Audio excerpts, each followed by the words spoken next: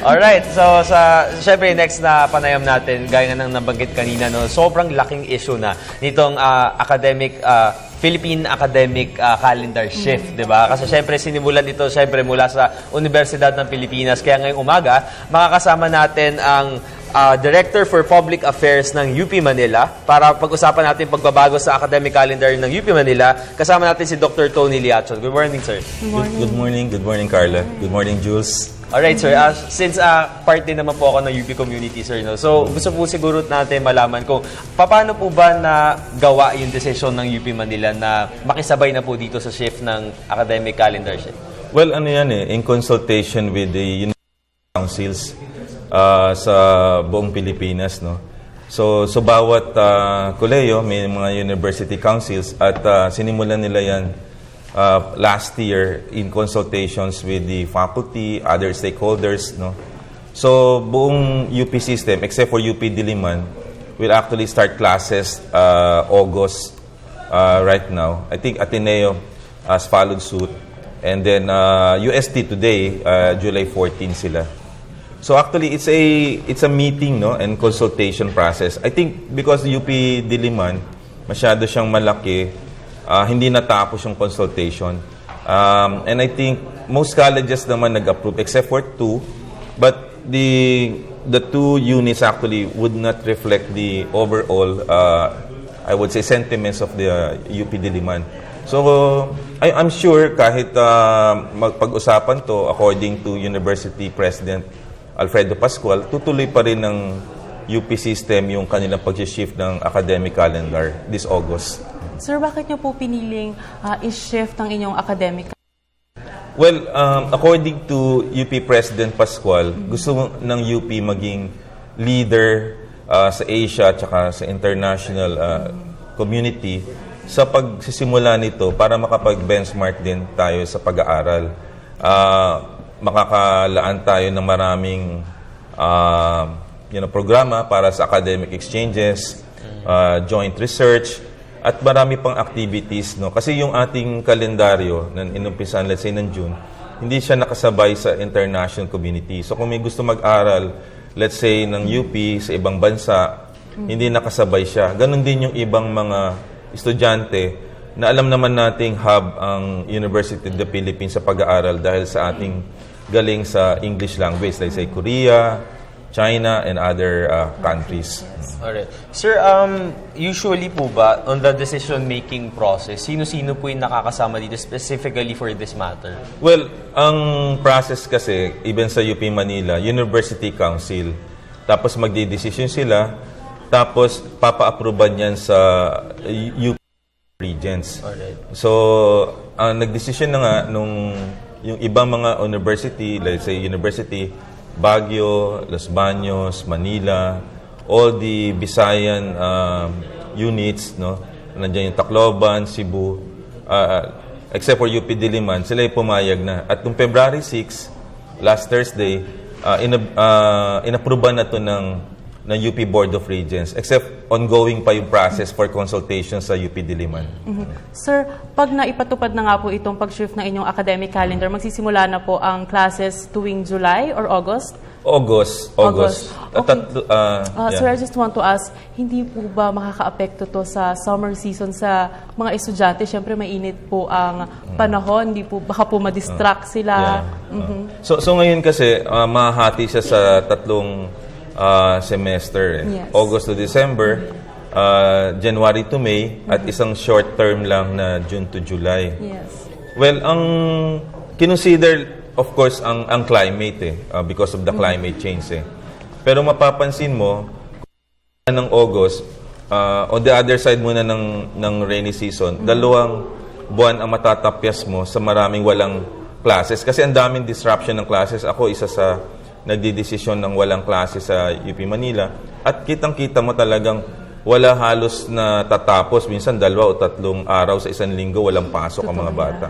Doon naman sa tag-init, ang main reason kung bakit doon, I think, kinonsider nila, i-improve nila yung kanilang ventilation facilities. Alright. At ang sabi nila, sa basic education naman, sa DepEd, hindi pa naman sila nag-a-approve. Pero sa higher education, particular SUCs, ang mga estudyante kasi are flexible and mature enough more or less to adapt to the changing environment. At meron kaakibat din to na infrastructure changes, let's say a fully ventilated area or some areas na kailangan nating improve yung air conditioning. I think kasama ito. Yung academic synchronization, wag nating ipagkamali na yun lang ang gagawin as a silver bullet to improve our education. Nandito yung faculty development. I think that is a must, no? Yes. Quality assurance, no? Infrastructure, pag i-improve ng budget sa edukasyon. Kasi kahit palitan mong calendar, pero yung basic assumptions natin kung paano gagandang edukasyon ay wala doon, ay wala rin magagawa. Yes. Pero ang pag-ship ng academic calendar ay actually is the first big step para tayo makasabay sa international market.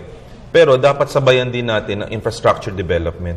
Actually, sir, that was one of the sentiments ng isang faculty na umattend dun sa ginanap na Philippine Academic Shift na forum na ginanap sa Diliman nitong Lunes lamang. Na sana nga, na since if ever mag-shift, na merong budget na naka-ready para sa faculty para matrain nga po sila. And yung isa pong point dun, sir, na sinabi na noong 1960s daw, meron na raw pong effort to do this. Kaso nga lang po, yung mga parents daw po, parang umayaw po sila dahil matindi raw po yung init. So sa tingin niyo, sir, ano yung magiging difference noong 1960s to our year now with regard to the nga po? Well, ang paningin ko, no, climate change, we will grapple with that environmental challenge.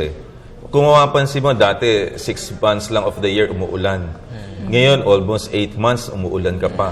May mga summer kang umuulan, meron ding time na mainit ka, umuulan ka tapos umiinit ka.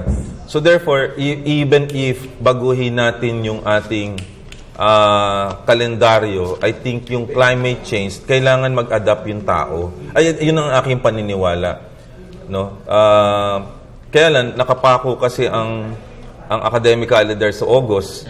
At kailangan mag-adapt tayo if we want to be right now in the forefront of higher education. Okay, sir, nirekomenda nyo rin po ba sa ibang eskwelahan ang pag-shift ng academic calendar?